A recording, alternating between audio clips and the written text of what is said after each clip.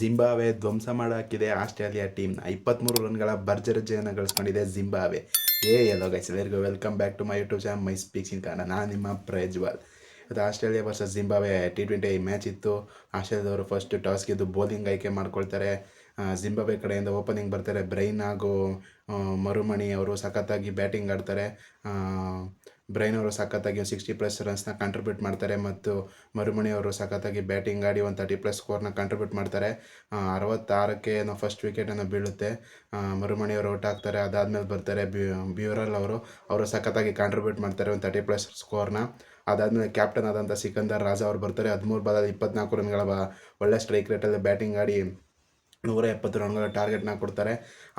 Australia ಕಡೆ bowling ಯಾರು ಚೆನ್ನಾಗಿ ಮಾಡಿದ್ರೆ ಬೆನ್ ವಾರ್ಶಿಯರ್ ಅವರು ಸಖತ್ತಾಗಿ ಹೊಡ್ಸ್ಕೊತಾರೆ ಅಂತ ಹೇಳ್ಬೋದು. ಬಿದ್ದಿರೋದೇ 2 ವಿಕೆಟೋ 3 ವಿಕೆಟೋ ಅಷ್ಟೇ, 2 ವಿಕೆಟ್ ಅನಿಸುತ್ತೆ ಬಿದ್ದಿರೋದು.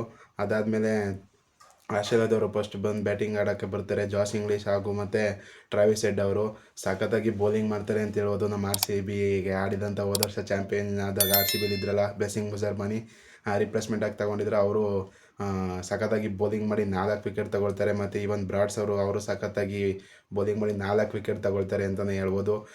ಆಮೇಲೆ ಪವರ್ ಪ್ಲೇದೇ ಜಾಸ್ ಇಂಗ್ಲೀಷು ಮತ್ತು ಟ್ರಾವಿಸ್ ಹೆಡ್ ಆಗಿರ್ಬೋದು, ಕ್ಯಾಮ್ರಾನ್ ಗ್ರೀನ್ ಆಗಿರ್ಬೋದು ಮತ್ತು ಎಲ್ಲರೂ ಔಟ್ ಹೋಗ್ತಾ ಇರ್ತಾರೆ.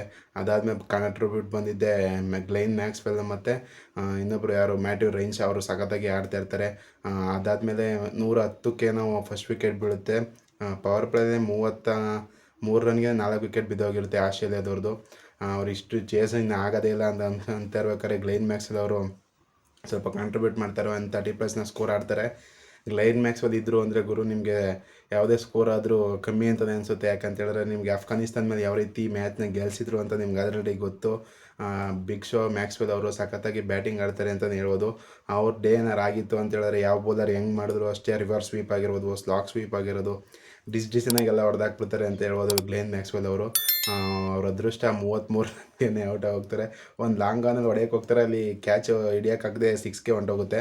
ಅದಾಗಿ ಒಂದು ಫ್ಯೂ ಓವರ್ಸ್ಗೆ ಔಟ್ ಆಗೋಗ್ತಾರೆ ಗ್ಲೇನ್ ಮ್ಯಾಕ್ಸ್ವೆಲ್ ಅವರು. ಗ್ಲೇನ್ ಮ್ಯಾಕ್ಸ್ವೆಲ್ ಅವರು ಔಟ್ ಆದಮೇಲೆ ಬರ್ತಾರೆ ಮಾರ್ಕಸ್ ಸ್ಟೋಯ್ನಿಸ್ ಅವರು. ಅವ್ರ ಕಡೆಯಿಂದ ಏನು ಅಷ್ಟೊಂದು ಕಾಂಟ್ರಿಬ್ಯೂಟ್ ಮಾಡೋಕ್ಕಾಗೋದಿಲ್ಲ.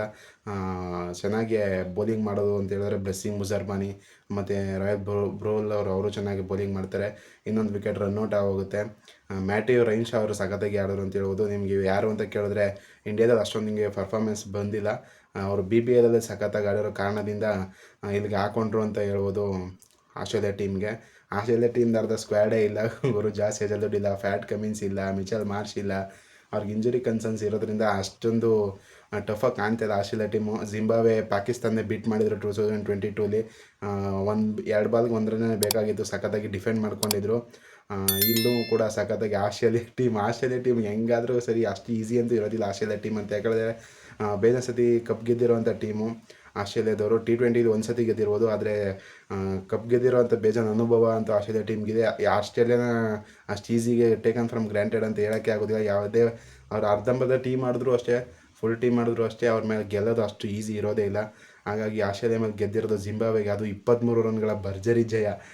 ಆಲ್ಮೋಸ್ಟ್ ಡಾಮಿನೆನ್ಸ್ ಲೆಕ್ಕನೇ ಅಂತಲೇ ಹೇಳ್ಬೋದು. ಸಖತ್ತಾಗಿ ಬೌಲಿಂಗ್ ಮಾಡಿದ್ರು ಅಂತ ಡಿಫೆಂಡ್ ಮಾಡ್ಕೊಂಡಿದ್ದಾರೆ ಆ್ಯಕ್ಚುಲಿ ಅವ್ರು ಸಖತ್ತಾಗಿ.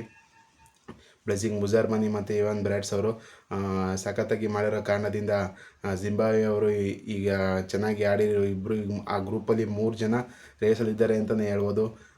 ಈ T20 ವರ್ಲ್ಡ್ ಕಪ್ ಅಸೋಸಿಯೇಷನ್ ನೇಷನ್ಗಳು ಇಷ್ಟೊಂದು ಕ್ಲೋಸಿಗೆ ಬರ್ತಾರೆ ಅಂತ ಅಂದ್ಕೊಂಡೇ ಇರಲ್ಲ ಯಾರು ಟಾಪ್ ಟೀಮ್ಗಳು. ಆದರೆ ಅಸೋಸಿಯೇಟ್ ನೇಷನ್ ಟೀಮ್ ಥರನೇ ಆಡ್ತಾಯಿಲ್ಲ. ದೊಡ್ಡ ಟೀಮ್ಗಳಿಗೆ ಟಕ್ಕರ್ ಕೊಡ್ತಾಯಿದ್ದಾರೆ. ಇವನ್ ಅವ್ರಿಗೆ ಚಳಿ ಬಿಡಿಸ್ಬಿಡ್ತಾ ಇದ್ದಾರೆ ಅಂತಲೇ ಹೇಳ್ಬೋದು. ಸಖತ್ತಾಗಿ ಟಾಪ್ ಸ್ಕೋರರ್ಗಳಾಗಿದ್ದಾರೆ ಮತ್ತು ಹತ್ರಕ್ಕೆ ಬರ್ತಾಯಿದೆ. ಲಾಸ್ಟ್ ಬಾಲ್ ಥ್ರಿಲ್ಲರ್ಗಳು ಆಗ್ತಾಯಿದೆ. ಈ T20 ವರ್ಲ್ಡ್ ಕಪ್ ಅಂತೂ 20 ಟೀಮ್ಸ್ ಇರೋದು ಬೇಜಾರೇ ಆಗ್ತಾಯಿದೆ. ಲಾಸ್ಟ್ ಸೀಸನ್ ಅಂತೂ ಈ ಫಾರ್ಮೆಟ್ ಯಾಕಪ್ಪ ಇತ್ತು ಅನಿಸ್ಬಿಟ್ಟಿತ್ತು. ಈ ಸೀಸನ್ ಸಖತ್ತಾಗಿ ಹೈಪ್ ಕ್ರಿಯೇಟ್ ಆಗಿದೆ ಅಂತಲೇ ಹೇಳ್ಬೋದು. ಚೆನ್ನಾಗಿ ಕೆಳಗಡೆ ಟೀಮ್ಗಳೆಲ್ಲ ದೊಡ್ಡ ಟೀಮ್ಗಳು ಟಕ್ಕರ್ ಕೊಡ್ತಾರೆ, ನೋಡೋಕ್ಕೆ ಮಜಾ.